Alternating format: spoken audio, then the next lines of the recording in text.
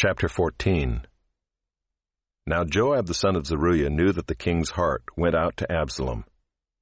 And Joab sent to Tekoa and brought from there a wise woman and said to her, Pretend to be a mourner and put on mourning garments. Do not anoint yourself with oil, but behave like a woman who has been mourning many days for the dead. Go to the king and speak thus to him. So Joab put the words in her mouth. When the woman of Tekoa came to the king, she fell on her face to the ground and paid homage and said, Save me, O king. And the king said to her, What is your trouble? She answered, Alas, I am a widow, my husband is dead. And your servant had 2 sons, and they quarreled with one another in the field. There was no one to separate them, and one struck the other and killed him.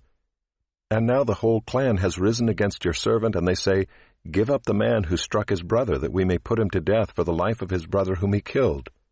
And so they would destroy the heir also.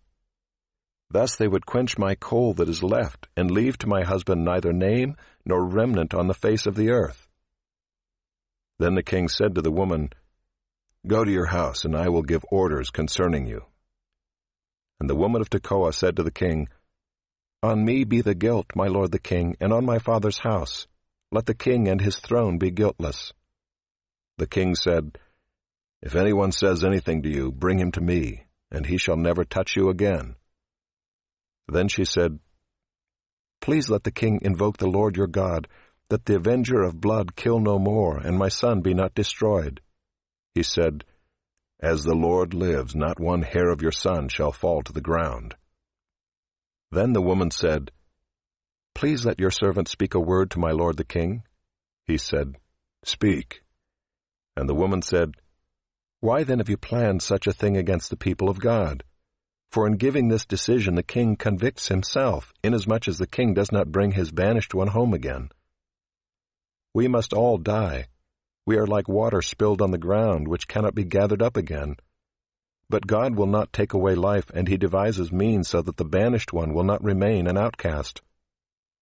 Now I have come to say this to my lord the king, because the people have made me afraid, and your servant thought, I will speak to the king. It may be that the king will perform the request of his servant. For the king will hear and deliver his servant from the hand of the man who would destroy me and my son together from the heritage of God. And your servant thought, The word of my lord the king will set me at rest. For my lord the king is like the angel of God to discern good and evil. The Lord your God be with you. Then the king answered the woman, Do not hide from me anything I ask you. And the woman said, Let my lord the king speak. The king said, Is the hand of Joab with you in all this?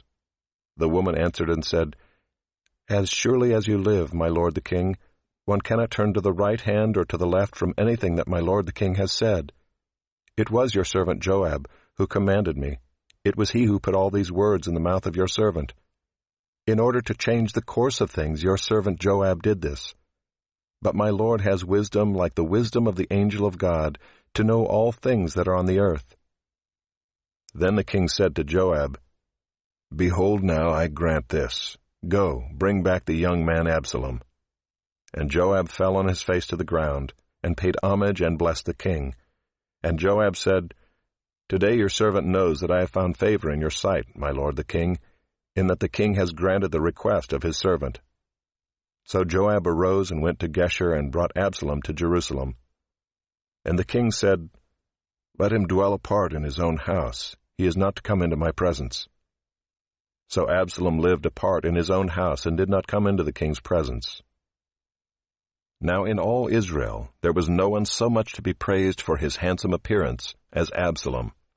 From the sole of his foot to the crown of his head there was no blemish in him. And when he cut the hair of his head, for at the end of every year he used to cut it, when it was heavy on him he cut it, he weighed the hair of his head 200 shekels by the king's weight. There were born to Absalom 3 sons, and 1 daughter whose name was Tamar. She was a beautiful woman. So Absalom lived 2 full years in Jerusalem without coming into the king's presence. Then Absalom sent for Joab to send him to the king, but Joab would not come to him. And he sent a second time, but Joab would not come. Then he said to his servants, See, Joab's field is next to mine. and he has barley there. Go and set it on fire." So Absalom's servants set the field on fire. Then Joab arose and went to Absalom at his house, and said to him, "Why have your servants set my field on fire?" Absalom answered Joab, "Behold, I sent word to you, 'Come here, that I may send you to the king, to ask, Why have I come from Geshur? It would be better for me to be there still. Now therefore let me go into the presence of the king, and if there is guilt in me, let him put me to death." Then Joab went to the king and told him, and he summoned Absalom. So he came to the king, and bowed himself on his face to the ground before the king, and the king kissed Absalom.